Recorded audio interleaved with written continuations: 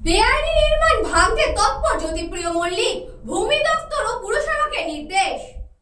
বেআইনি নির্মাণ ভাঙতে তৎপর জ্যোতিপ্রিয়, ভূমি দপ্তর ও পুরসভাকে নির্দেশ। সমস্ত বেআইনি নির্মাণ ভাঙতে হবে। পুরসভা ও ভূমি দপ্তরকে বেআইনি নির্মাণ খুঁজে বের করতে বলেছি। বেআইনিভাবে যে সমস্ত নির্মাণগুলি হয়েছে সবগুলো ভেঙে ফেলতে হবে। শনিবার উত্তর 24 পরগনার হাবড়ায় দলীয় একটি কর্মসূচিতে সাংবাদিকদের প্রশ্নের উত্তরে রাজ্যের প্রাক্তন মন্ত্রী তথা বিধায়ক জ্যোতিপ্রিয় মল্লিক এমনই নির্দেশ দিয়েছেন। ভুয়ো ভোটার ধরতেও এদিন তিনি দলীয় কর্মীদের নির্দেশ দিয়েছেন। ফি বছর বর্ষাকালে হাবড়া শহরে বেশ কয়েকটি ওয়ার্ড জলমগ্ন হয়ে পড়ে। জমা জলের সমস্যা থেকে শহরবাসীকে রেহাই দিতে প্রায় 25 কোটি টাকা ব্যয় রাজ্য সরকার একটি বুস্টিং পাম্প নির্মাণ করেছে। এদিন সেই পাম্প পরিদর্শন করেন জ্যোতিপ্রিয়। পদ্মা খালের জবরদখল থেকে হাবড়া শহরে জমা জলের সমস্যা বাড়ছে বলে তিনি মনে করছেন। শুধু পদ্মা খালি নয়, হাবড়া শহরের বেআইনি নির্মাণ বাড়ছে।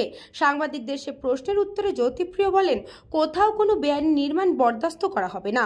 ভূমি দপ্তর ও পুরসভাকে ইতিমধ্যেই বেআইনি নির্মাণগুলো চিহ্নিত করতে বলা হয়েছে।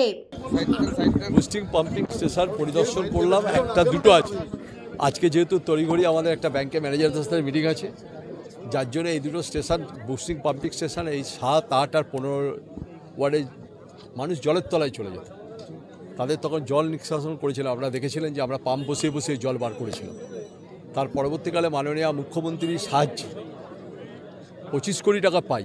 25 কোটি টাকা দিয়ে আমরা দুটি বুস্টিং পাম্পিং স্টেশন করি এবং জায়গাটা আমরা কিনি। জায়গাটা কিনে আমরা ওখানে করি।